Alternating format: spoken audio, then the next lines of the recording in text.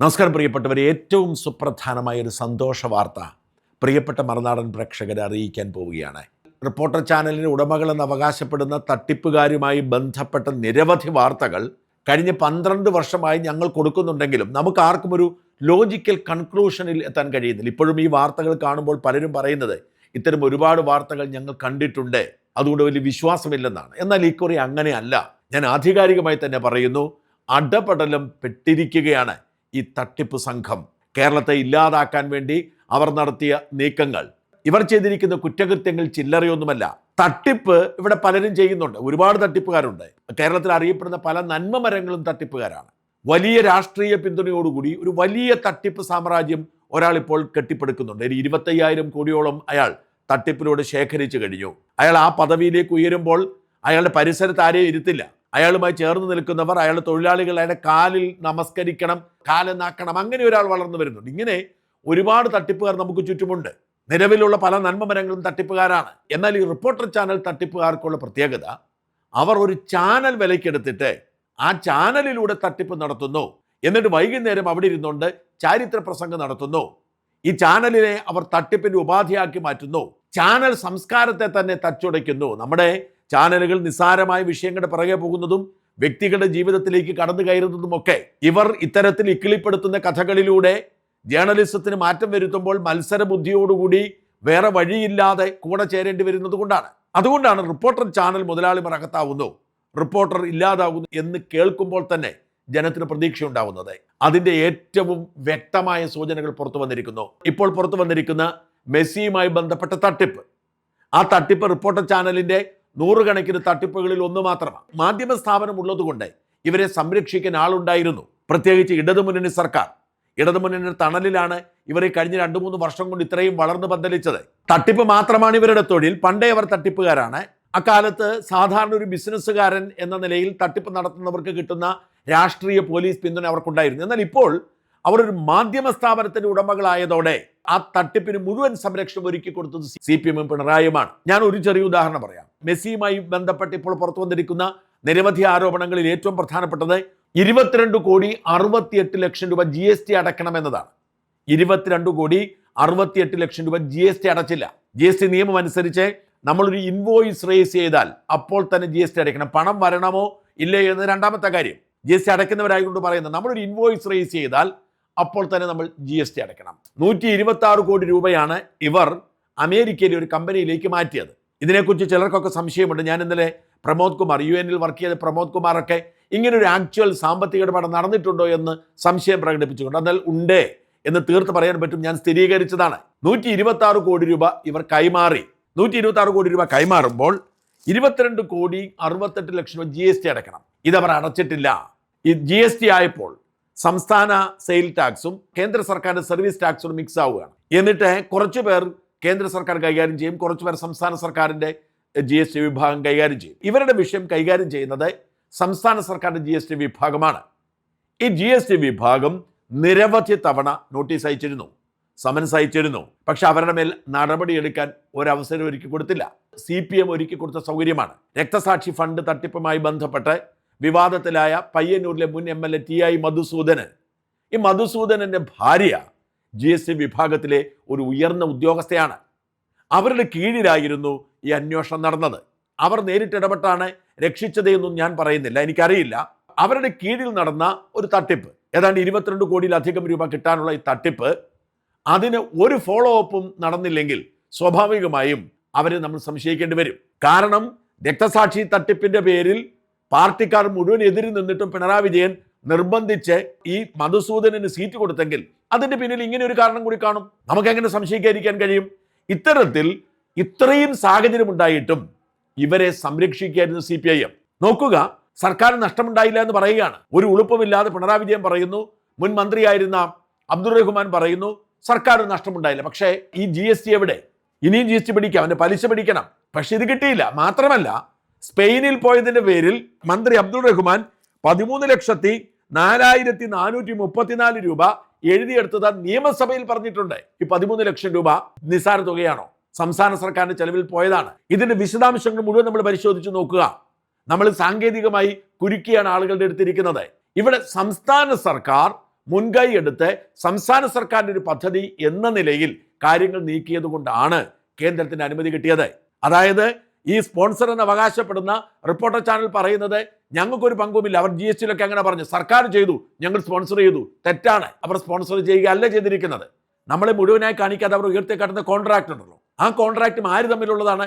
Reporter ചാനലും Argentinian football association തമ്മിൽ ഉള്ളതാണ് എന്നിവർ പറയുന്നു. അതിൽ അർജന്റീനിയൻ ഫുട്ബോൾ അസോസിയേഷനുമായി കോൺട്രാക്ട് ഇല്ല എന്നാണ് ഞാൻ മനസ്സിലാക്കുന്നത്. ഈ റിപ്പോർട്ടർ ചാനലും മറ്റു ചില ഇടനിലക്കാരും അതിന് പുതിയ ചില വിശദാംശങ്ങൾ എനിക്ക് ലഭിച്ചിട്ടുണ്ട്. റോജി അഗസ്റ്റിൻ എന്ന് പറയുന്ന ആൻഡോയുടെ സഹോദരൻ ഇതുമായി ബന്ധപ്പെട്ട് ചിലരുമായി നടത്തിയ സംഭാഷണങ്ങളുടെ കോപ്പി എനിക്ക് കിട്ടിയിട്ടുണ്ട്. ചില വാട്സാപ്പ് ചാറ്റുകൾ എനിക്ക് കിട്ടിയിട്ടുണ്ട്. പക്ഷേ ഇതൊന്ന് വെരിഫൈ ചെയ്യാൻ വേണ്ടി കാത്തിരിക്കുകയാണ്. അമേരിക്കയിലെ കാലിഫോർണിയയിലുള്ള ഒരു ഗുജറാത്തി വംശജൻ, അയാളാണ് ഈ ഇടപാടുകൾക്ക് ചുക്കാൻ പിടിച്ചത്. അദ്ദേഹം വളരെ പ്രൊഫഷണലായി ഇതൊക്കെ ചെയ്യുന്ന ആളാണ്, തട്ടിപ്പുകാരനല്ല. പക്ഷെ ഇവർ തട്ടിപ്പുകാരാണെന്ന് അദ്ദേഹം പിന്നീടാണ് തിരിച്ചറിയുന്നത്. അദ്ദേഹം വഴിയാണ് ഒരു ശരൺ പ്രഭാകരനും ഒരു സെർജിയോയും ഇതിൽ ഇടപെട്ടിട്ടുണ്ട്. ഇതിൽ ഒരു കരാറിന്റെ കോപ്പി എനിക്ക് കിട്ടിയിട്ടുണ്ട്. ഈ കരാർ ഉണ്ടാക്കിയിരിക്കുന്നത് ഒരു ബൈജുവുമായാണ്. ഇതാരാണ് ഈ ബൈജു, ആരാണ് ഈ സെർജിയോ, ആരാണ് ഈ ശരൺ എന്നൊക്കെ കണ്ടെത്തേണ്ടത് കൊണ്ടാണ് ഞാനിപ്പോൾ അതിന്റെ വിശദാംശങ്ങൾ പുറത്ത് പറയാത്തത്. അപ്പം ഇവിടെ വലിയൊരു സാമ്പത്തിക ഇടപാട് നടന്നിട്ടുണ്ട്. ഈ സാമ്പത്തിക ഇടപാട് നിയമവിരുദ്ധമാണ്. കേന്ദ്ര സർക്കാരിനെ സംസ്ഥാന കായിക വകുപ്പ് കത്തയക്കുന്നു. സംസ്ഥാന കായിക വകുപ്പ് കത്തയക്കുന്നത് സംസ്ഥാനം കൊണ്ടുവരുന്ന ഒന്നാണ്. സ്വാഭാവികമായും കായിക വകുപ്പ് അനുമതി കൊടുക്കുന്നു. കായിക വകുപ്പിന് അനുമതി കൊടുക്കുന്നു. റിസർവ് ബാങ്കിനോട് പറയുന്നു, ഇതാ സംസ്ഥാന സർക്കാർ പരിപാടി നടത്തുന്നു, കേന്ദ്ര കായിക വകുപ്പിന് അനുമതിയുണ്ട്, ഞങ്ങൾക്ക് പണം മാറ്റണം. റിസർവ് ബാങ്ക് പണം മാറ്റാൻ അനുമതി കൊടുക്കുന്നു. എന്നാൽ ഇത് തട്ടിപ്പായിരുന്നു. സംസ്ഥാന സർക്കാരിന് ഒരു പങ്കുമില്ല, ഒരു രേഖയുമില്ല. കോൺട്രാക്ട് ഒപ്പിട്ടിട്ടുണ്ടെങ്കിൽ ആ ഒപ്പിട്ടിരിക്കുന്നത് ഇവിടുത്തെ ഒരു പ്രൈവറ്റ് പാർട്ടിയായ റിപ്പോർട്ടർ ബ്രോഡ്കാസ്റ്റിംഗ് കോർപ്പറേഷനാണ്. അവരെ ഈ പണി സർക്കാർ ഏൽപ്പിച്ചത് നിയമപരമായല്ല. അവർ സ്പോൺസറാണെന്ന് പറയുന്നു, പക്ഷെ അവർ സ്പോൺസറിലെ ഈവന്റ് മാനേജറാണ്.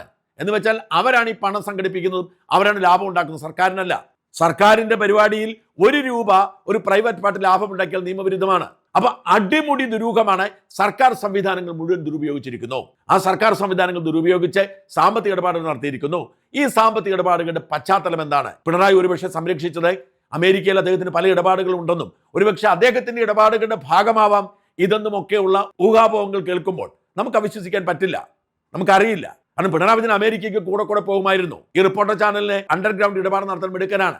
അപ്പോൾ ഈ ₹126 കോടി ട്രാൻസ്ഫർ ചെയ്തത് അടിമുടി നിയമവിരുദ്ധമാണ്.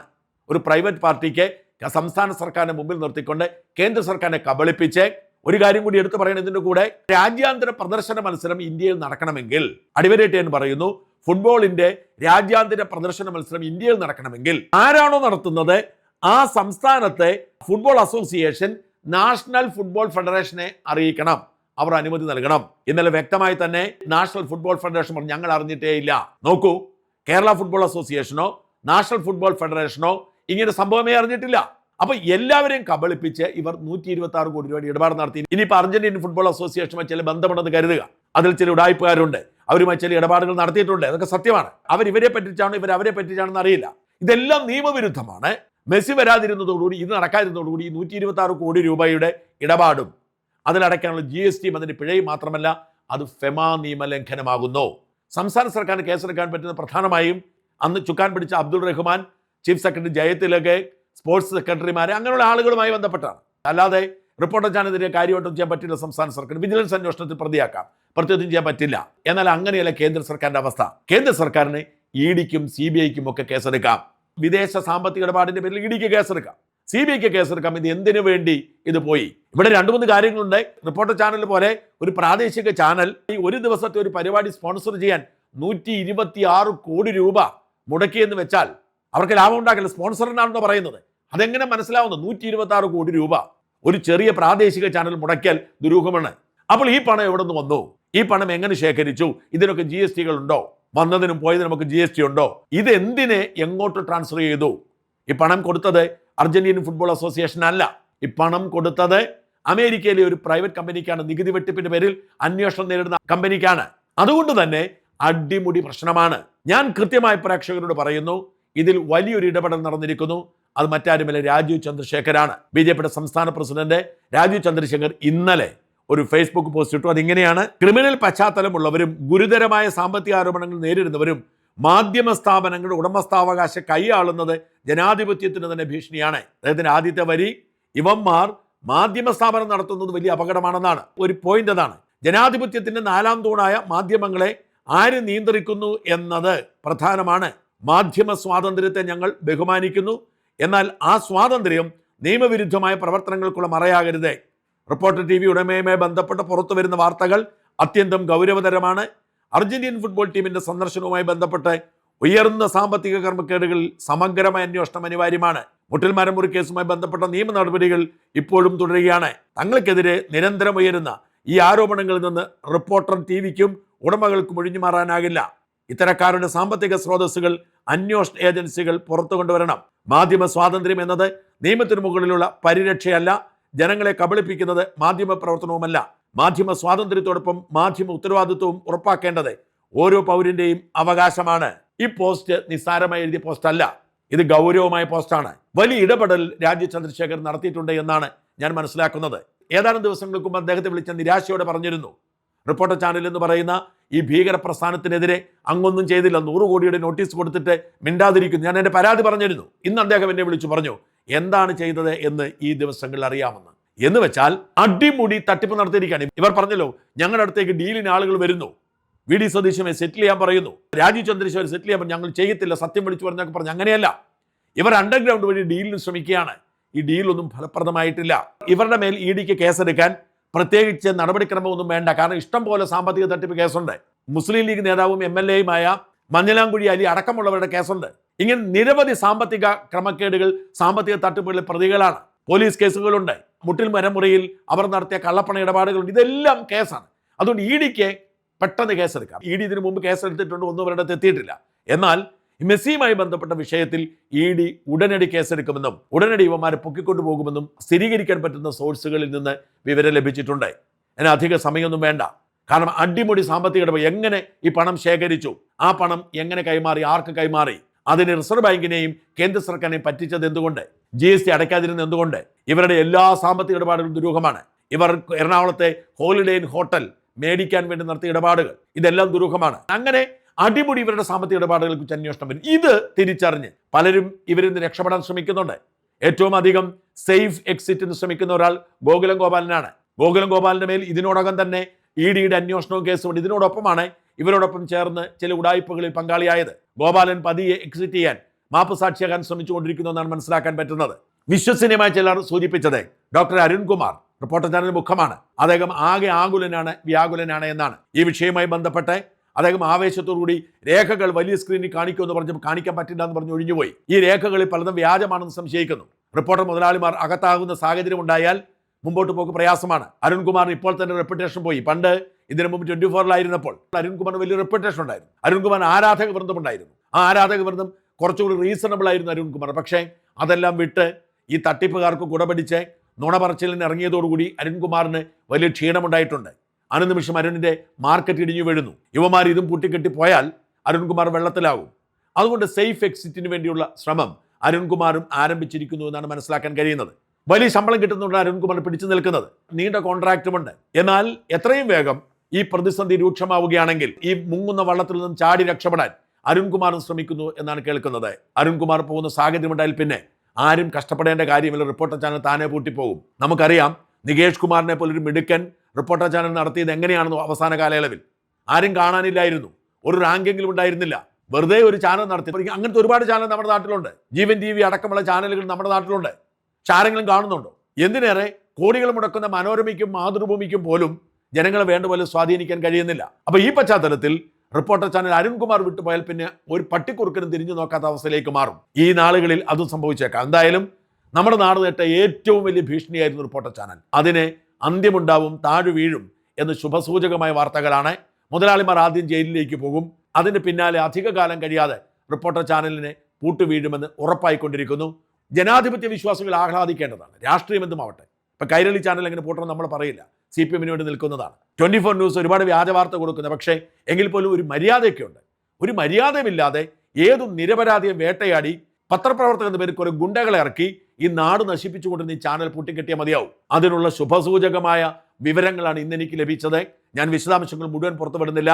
വരും ദിവസങ്ങളിൽ നമുക്ക് കേൾക്കാം, സംസാരിക്കാം. എന്തായാലും ഈ ദിനം എല്ലാവർക്കും ആഹ്ലാദത്തിൻ്റെതും സന്തോഷത്തിൻ്റെതുമാവട്ടെ എന്ന് ആശംസിച്ചുകൊണ്ട് ആദ്യത്തെ വീഡിയോ പൂർണ്ണമാകുന്നു.